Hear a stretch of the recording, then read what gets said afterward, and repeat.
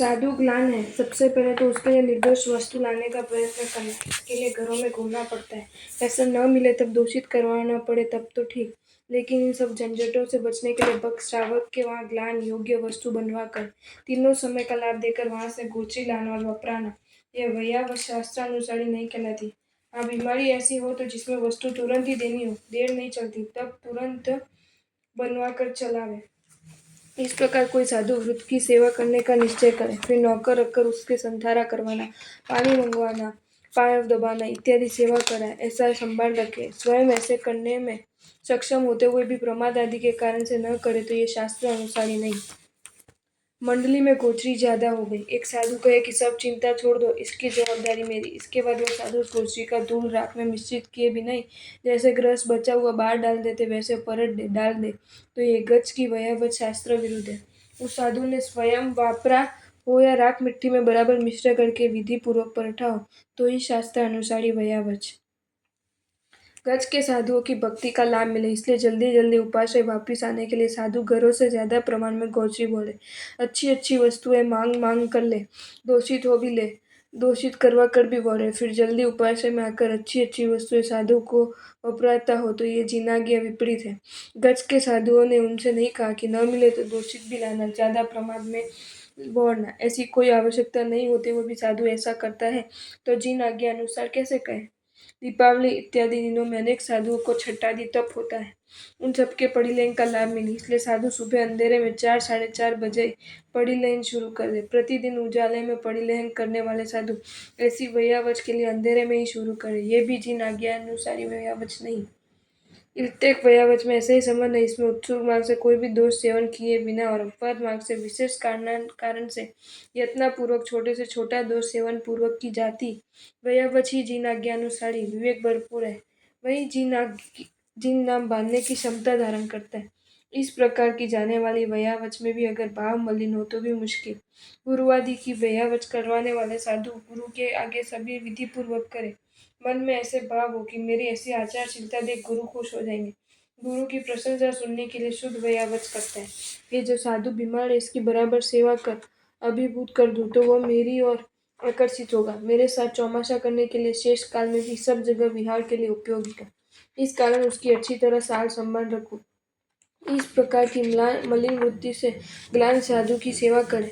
गुरु विहार कर जाने वाले हो, लेकिन ग्लान साधु को किसी जगह पर रखकर जाने वाले हो, उसके साथ कौन रुकेगा? ऐसा गुरु पूछे तो जिनको विहार से अरुचि हो, जिनको गुरु के पास रहने के बदले स्वच्छंद अलग रहने में मजा आता हो, जिसको उस क्षेत्र में श्रावक इत्यादि के साथ स्नेह होने से वहां रहने से हमें अच्छा लगता हो, ग्लान की सेवा में रहने के बहाने अनेक जलसा आदि करने मिलते हो, जिनको ये सब अच्छा लगता हो, ये सब अपने स्वार्थ के लिए कहेंगे कि गुरुजी उस वैयावच का लाभ हमें दो। ऐसी सेवा का अवसर कब मिले? गुरु अगर बोले हो तो ऐसे समझेंगे कि साधव कैसे गुणी है, लेकिन सूक्ष्म प्रज्ञा न हो तो समझ नहीं सकते कि वैयावच स्वीकार रूप सुंदर भाव के पीछे स्वार्थ भाव की दुर्गंध वाला बीभत्स चेहरा पड़ा हुआ है। वैयावच करने से अत्यधिक प्रशंसा मिलती है, इसमें भी अगर बड़े आचार्य भगवान की वैयावच करने मिले तो उनके वारसदार बनने में अनेक लाभ मिलते हैं। उनके भक्तों की मालिकी उस वयावची की बन जाती, कोई इस प्रकार की मलिन आशा से भी करता है। महाराजा की ये कमाल है ना, अप्रतिभाती गुण वाले वैयावच के द्वारा भी अनंत संसार उत्पन्न करवाने की महाराजा की कैसी प्रशंसा थी। सुश्रमण इन सब विषयों में जागरूक रहते हैं। वैयावच के दूध में स्वार्थ रूपी जय का एक बूंद भी गिरने ना रहे।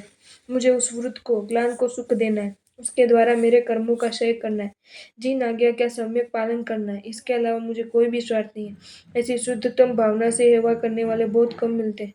ऐसे मुनिवर की दुर्लभता को अनुभव करते हैं। वैयावच में बाह्य शरीर को कष्ट देना सरल है, लेकिन उसमें दुर्गंध रूप स्वार को मिटा देना, मलिनता एक अंश भी न होने देना, ये बहुत कठिन काम है।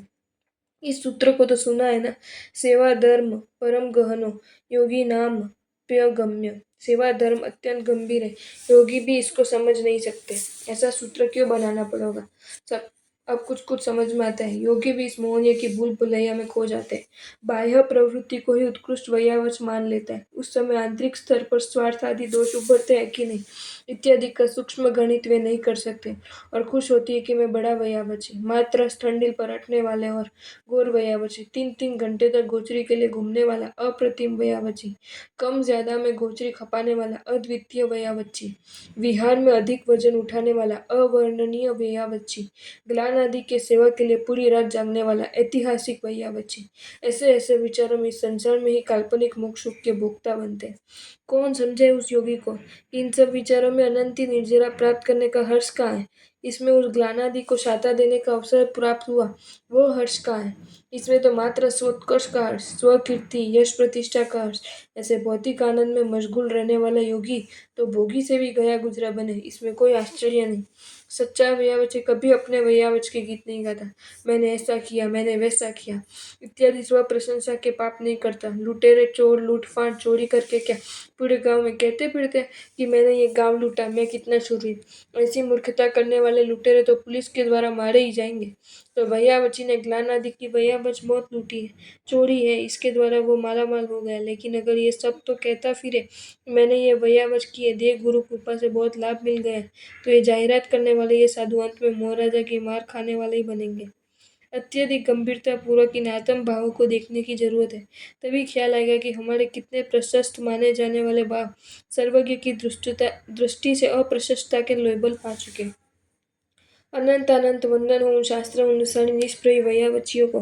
22 जिन निर्वाण काले पवन मास क्षमन तपधारी, निराहार बनवानी साधना आहार त्याजी मुनिधारी, धन्य थे।